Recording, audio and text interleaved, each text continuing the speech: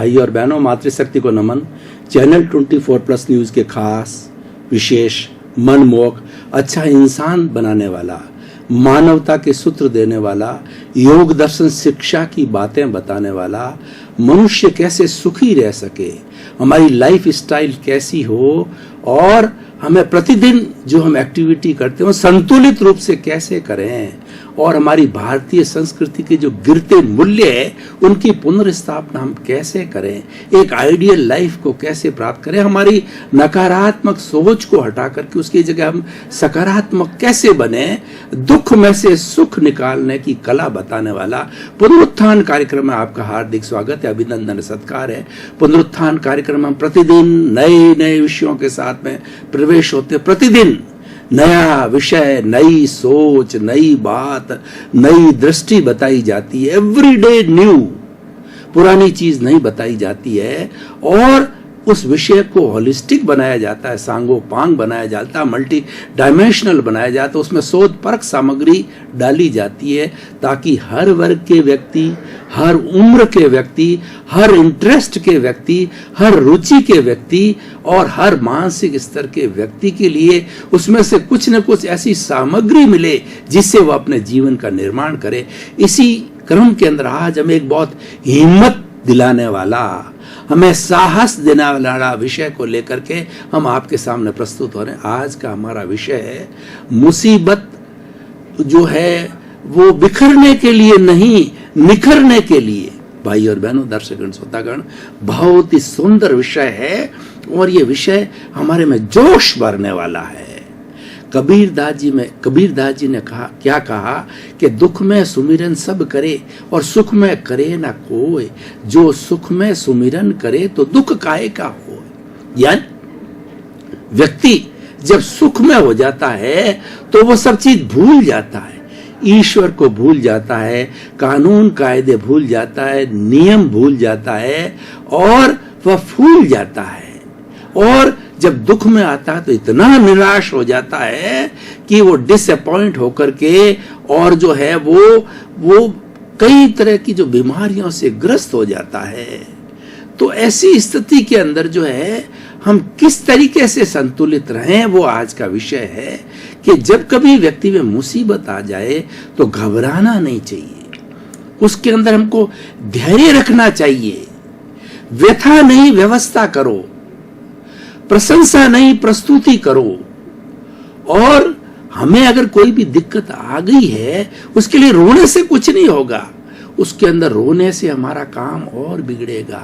आप धैर्य रखिए और उस धैर्य रखने से जो आपके साथ में अच्छे साथी मिल सकते हैं और वो साथी आपका सहयोग कर सकते हैं। क्यों कि मनुष्य एक सामाजिक प्राणी है, वह समाज में रहता है, समाज के बिना मनुष्य जी नहीं सकता।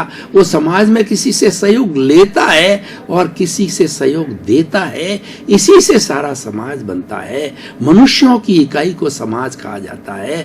पशुओं और पक्षियों का भी समाज होता है, उसको समझ बोलते हैं, खाली एक मात्रा का अंतर होता है क्योंकि हर एक ग्रुप में रहना चाहता है, हर एक समूह में रहना चाहता है। आपने देखा होगा कि हमारे यहाँ पर विदेशों से जो है राजस्थान में गर्मी के दिनों के अंदर बहुत कई तरह के पक्षी जो यहाँ अभ्यारण्य के अंदर आते हैं और वो अभ्यारण्य के अंदर जैसे कि ताल छापर है वहाँ पर आया करते हैं और भी कई जगह आते हैं। तो वो पक्षी भी समूह में आते हैं और वो समूह में जीना पसंद करते। जितने भी हमारे पशु है, हिरण को लीजिए, शेरों को लीजिए और जो है हमारे इन जो हाथियों को लीजिए, समूह के अंदर जीते हैं। मैं आपको जो एक हिरण कैसे जीवन जीते हैं उसका चित्र खींचना चाहता हूं कि रात्रि के समय के अंदर हिरण क्या करते हैं कि वो गोले बनाते हैं, 3-4 चक्र बनाते हैं। उन चक्र के अंदर सेंटर के अंदर जो है कोई भी घायल हिरण या हिरनी है या वृद्ध है वो सेंटर में रहते हैं ताकि और उनकी सुरक्षा की जाती है क्योंकि वो तेज भाग नहीं सकते अगर कोई भी शिकारी आ जाए तो। और उसके बाद के अंदर दूसरा ग्रुप होता है जो कि प्रौढ़ लोगों का होता है जो उनसे ज्यादा जो है ताकतवर होते हैं, कम उम्र के होते हैं, और उसके चारों तरफ जो पहरा देने वाले यंग हिरण हिरणी रहते हैं, ताकि कोई भी शिकारी आता है तो सबसे पहले पहरा देने वाले सबको सतर्क कर देते हैं, और सतर्क हो जाने के कारण वो वहां से बिखर करके अपनी सेफ्टी कर लेते हैं। पशु भी ऐसा करते हैं। तो मनुष्य तो एक बहुत चेतनाशील प्राणी है, वो तो समाज में बड़ा सिस्टमेटिक तरीके से रहता है। तो जब कभी मुसीबत आ जाती है तो कहावत है, friend in need is friend in deed. हमें ऐसे समय के अंदर जो ऐसे साथियों को टटोलना चाहिए जिनकी कि आपने जो है कभी मुसीबत के अंदर सहायता की है, उनसे सहायता की आप गुहार कीजिए। कैसी भी समस्या आ जाए, चाहे आपका आर्थिक संकट आ जाए, चाहे आपका बीमारी आ जाए, या घर के अंदर कोई गमी हो जाए, या बहुत बड़ा कि जीवन के अंदर ग्रस्त जीवन में कई तरह के संकट आते रहते हैं, तो ऐसे संकट के अंदर हमारे साथी जो कि परम मित्र होते हैं उनसे गुहार की जाती है, निवेदन किया जाता है, रिक्वेस्ट किया जाता है, अपनी तकलीफ बताई जाती है, तो निश्चित रूप से आपको सहयोग मिलता है। क्योंकि समाज के अंदर गिव एंड टेक का फॉर्मूला चलता है। सम्मान में भी गिव एंड टेक का होता है, रेस्पेक्ट में भी गिव एंड टेक का होता है। तो मुसीबत में हम किसी की सहायता करेंगे तभी हमारी कोई सहायता करेगा, उसी से समाज बनता है। ऐसे समय के अंदर इसीलिए कहा गया कि मुसीबत जो आती है वो बिखरने के लिए नहीं आती है, वो निखरने के लिए आती है। यानी हर मुसीबत जो है हमें एक सबक सिखाती है, हमें योग्य बनाती है। महात्मा गांधी ने क्या कहा कि कोई व्यक्ति अगर जीवन के अंदर कोई भी जो गलती नहीं करता है वो कभी भी सफल नहीं हो सकता है, क्योंकि काम करने वाले से गलती अवश्य होगी। आप काम नहीं करोगे तो कोई गलती होगी ही नहीं है। तो गलती होना संभव है, लेकिन उन गलतियों का निराकरण किया जाए, उन गलतियों से सबक लिया जाए। यही आज का विषय है कि मुसीबत आती उसे सबक लो। एक राजस्थानी में कहावत है कि पानी आने से पहले पहाड़ बांधनी चाहिए। हमको ध्यान पड़ गया कि बारिश आने वाली है और हमारे गांव जो है वह खड्डे के अंदर है, तो उसके पहले पहले हमें पक्की जो है वो जो है पहाड़ बांध करके गांव की सुरक्षा करनी चाहिए, यानी प्री प्लानिंग करनी चाहिए। जो लोग प्री प्लानिंग करके चलते हैं वो जीवन में कभी दुखी नहीं होते हैं। उनको समय का नियोजन होना चाहिए। जो काम कल करना हो उसकी प्लानिंग आज दिमाग के अंदर बिठा दो कि कल मुझे क्या करना है। ऐसा नहीं कि हम काम करने के लिए आए और उस वक्त हड़बड़ाहट करें, हमारे पास साधन नहीं, भूल जाते हैं, वो काम होता नहीं है और हड़बड़ाहट के अंदर मुसीबत बढ़ जाती है, व्यक्ति गिर सकता है। हड़बड़ाहट के अंदर उसका दिमाग भी काम नहीं करता है। इसीलिए कोई भी व्यक्ति को अगर संतुलित जीवन जीना है, अपने जीवन में हड़बड़ाहट नहीं लानी है, तो प्री प्लानिंग करो, पूर्व नियोजन करो। ये सबसे अच्छी जीवन पद्धति है और ऐसे लोग जीवन में हमेशा सफल होते हैं। तो इसलिए भाई और बहनों, दर्शकगण, श्रोतागण, आज का जो विषय है वो धैर्य रखने का विषय है। जो धैर्यवान होता है वो हमेशा सफल होता है। धीरज का फल मीठा होता है, मेहनत का फल मीठा होता है, और धीरज रखने वाला, धैर्य रखने वाला मुसीबत से अवश्य ही पार चला जाता है। और देखिए, जीवन के अंदर उतार चढ़ाव हमेशा आते हैं। To struggle is life. संघर्ष ही जीवन में। ऐसा कोई नहीं जो भगवान भी बने हैं, उन सब का जीवन कितना संघर्षमय था। हम तो सामान्य व्यक्ति, हमारे जीवन में इतने संघर्ष नहीं आते हैं। राजा राम को देखिए, भगवान कृष्ण को देखिए, महात्मा गांधी को देखिए, स्वामी विवेकानंद को देखिए, और दयानंद सरस्वती को देखिए, और छत्रपति शिवाजी को देखिए, और महाराणा प्रताप को देखिए। कितने कितने संघर्ष झेले हैं। शायद सामान्य व्यक्ति इतने संघर्ष झेल ही नहीं सकता। कितनी मुसीबतों से उन्होंने सामना किया। महाराणा प्रताप को लीजिए तो उन्होंने तो एकदम शपथ खा ली थी कि मैं अकबर तुम्हारे को मेरी धरती पर नहीं रहने दूंगा, मेरी धरती, मेरा आकाश, मेरा पानी, और तुम मेरे पे शासन करो, मैं तुम्हें यहाँ नहीं रहने दूंगा। तो वो आक्रामक हो गया अकबर, और उनके पास में साधन कम थे। महाराणा प्रताप के पास में मुगलों की बहुत बड़ी सेना थी, तो उसका मुकाबला नहीं कर सके। तो उन्होंने धीरज रखा, वो जंगलों में छुप गए, और छुप करके भामा शाह जैसे सहयोगी, मैंने अभी बात की कि friend in need is friend in deed, Bhama Shah जैसे उनको सहयोगी मिले कि इतना अच्छा काम कर रहे हैं, देश की आजादी के लिए बात कर रहे हैं, मुगलों को खदेड़ने की बात कर रहे हैं। तो उन्होंने जाकर उनके चरणों में भामा शाह ने कहा कि हमारा तन मन धन सब आपका है। तो उन्होंने इतना सहयोग किया कि भीलों की सेना बनाई गई, और भीलों की सेना के साथ लड़ करके और अकबर को खदेड़ा गया, और उन्होंने कभी भी जो है उसके घुटने नहीं टेके, उसका जो है कभी भी उन्होंने जो है उसके साथ उसकी अधीनता स्वीकार नहीं की। तो भाई और बहनों, दर्शक श्रोतागण, आप जब मुसीबत आ जावे, घुटने मत टेकिए, आप धीरज रखिए, उसका सॉल्यूशन निकालिए, व्यथा नहीं, व्यवस्था करो। ये मुसीबत आई है, इस मुसीबत का कारण क्या है और इसका निवारण क्या है, वो देखना चाहिए। मान लीजिए कोई व्यक्ति बहुत अच्छा धंधा कर रहा है, और करते करते उसको अचानक जो है वो उसको घाटा लग गया, और घाटा लगने के बाद मांगने वाले सब ऊपर आकर के पड़ गए।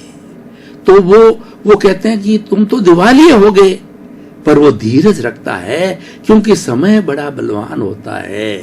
तुलसी नर का क्या बड़ा और समय बड़ा बलवान, काबा लूटी गोपियां और वही अर्जुन वही बाण। देखिए गांडीव जो उनका धनुष था अर्जुन का, उससे लोग जो कांपते थे, लेकिन उसका बुरा समय आया तो उसकी प्रिय गोपियों को जो है वो मीणा लोगों ने लूट लिया उसके सामने, और जो है अर्जुन कुछ नहीं कर सकता। बुरा समय आता है तो कहा जाता है कि तन के कपड़े भी साथ छोड़ देते, लेकिन घबराना नहीं, वो हमको मजबूत बनाने के लिए आए हैं, वो हमारी परीक्षा लेने के लिए आए हैं। अगर उस परीक्षा के अंदर हम उत्तीर्ण होते हैं तो हम बहुत पावरफुल बनते हैं, निखर जाते हैं। तो बिखरना नहीं, हमको निखरना है। तो देखिए ऐसे समय के अंदर व्यक्ति को ठंडे दिमाग से सोचना चाहिए। मान लीजिए कि मेरे पे करोड़ रुपए का घाटा है, तो असेसमेंट करें कि मेरे पास तो 2 करोड़ रुपए की प्रॉपर्टी है, तो वह एक प्लानिंग बनावे कितने कितने लोगों को मुझे जो पैसे चुकाने हैं।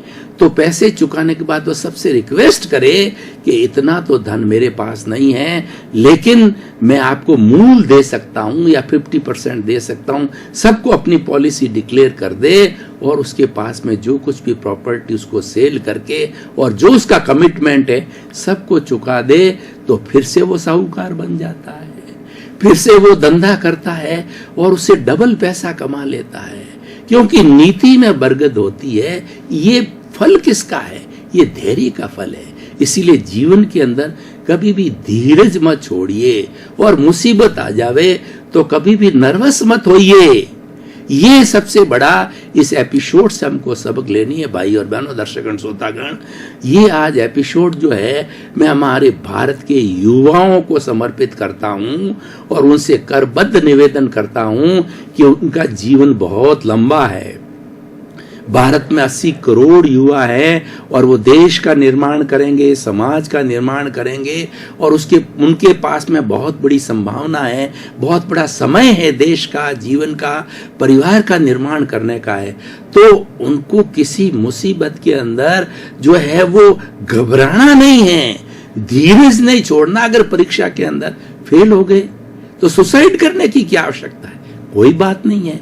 आप धीरज से, शांति से और पढ़िए, चिंतन करिए कि किस कारणों से मैं फेल हुआ, उन कारणों की डायग्नोसिस कीजिए। डॉक्टर क्या करता है, हम डॉक्टर के पास जाता है तो पहले बीमारी की वो पूछताछ करता है, हेरिडिटी की बात करता है, हमारे खान पान, रहन सहन, आचार विचार की बात करके कंक्लूजन निकालता है कि what are the reasons of this disease. When he gets the reasons of the disease, he diagnoses and accordingly he give the treatment of some test or some medicines or something he gives this. Diagnosis should be proper. तो हमें मुसीबत आती है, ये diagnosis करने के लिए आती है, हमें प्रिपेयर करने के लिए आती है, और जीवन में आनी चाहिए, और ये आती है, इसको कोई रोक भी नहीं सकता है। तो आज हम आपको कहना चाहते हैं, मूल बात यह है कि जब कभी भी मुसीबत आ जावे तो आप और पक्के हो जाइए, और मजबूत हो जाइए, और आप कूल माइंड से सोचिए कि अब आगे क्या करना है, उसकी प्लानिंग बनाइए। जो नॉर्मल वे के अंदर आप प्लानिंग करते थे, उससे डबल प्लानिंग करके और उसको चॉकआउट कीजिए, कैसे इसको सॉल्व किया जा सकता है। जैसे कि मान लीजिए आपको मैं दार्शनिक बात करूं कि जब आदमी की मुसीबत आ जावे, तो बुरा दिन आ जावे, तो ईश्वर को सबसे ज्यादा याद करो। ईश्वर प्राणिधान बोला जाता है। भीतर विराजमान शुद्ध आत्मा भगवान से शक्ति मांगो कि हे मेरे भीतर विराजमान भगवान, ये मुझे कष्ट आया है और आपकी शरण के अंदर मैं हूं, तो आप मुझे कोई रास्ता बताओ, मुझे कोई ऐसा जो है आप वे बताओ जिससे मेरी मुसीबत टल जाए, और रास्ता आपको मिल जाता है। क्योंकि भीतर विराजमान वही भगवान है जो राम है, कृष्ण है, सीता है और बड़े बड़े महापुरुष, और वो एक ही है, कोई फर्क नहीं है। आप उसके शरण में जाइए, उससे आशीर्वाद मांगिए और उससे प्रार्थना कीजिए, मनोकामना कीजिए, आपको रास्ता मिलेगा, और रास्ते पर चल करके हम अपनी मुसीबत का सामना कर सकते हैं। तो इसीलिए आज का विषय बहुत ही सुंदर है। ये आदमी को ताकतवर बनाता है, और हर व्यक्ति के अप्स एंड डाउन्स आते हैं।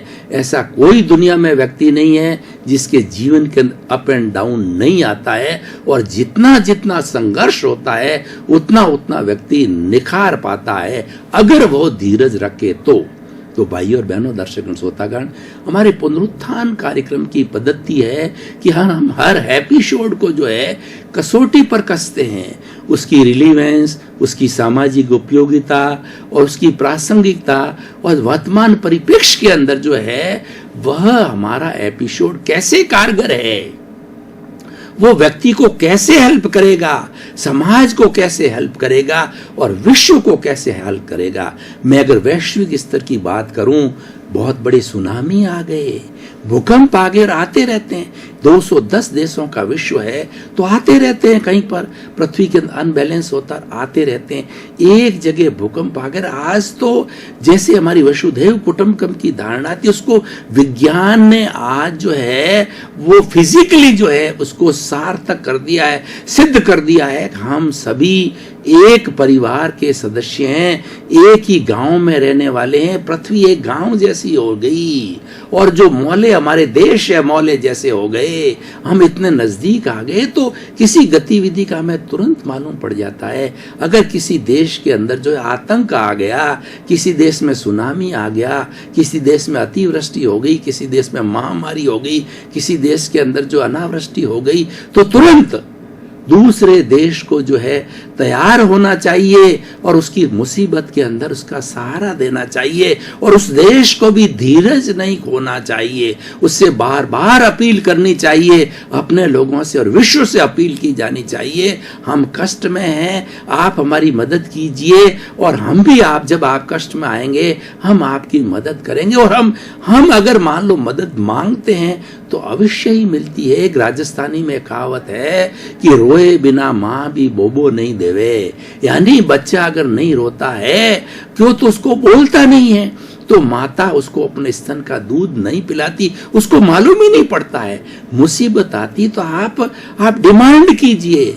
अब मैं बात करता हूं देश की।